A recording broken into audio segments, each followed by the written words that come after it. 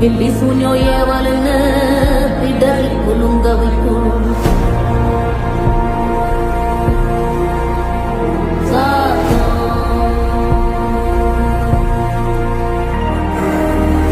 அமாவாசைக்கும் இருட்டு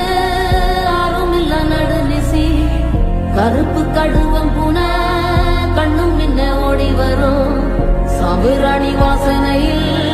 ஜல்லு ஜல்லு ஓசை வரும்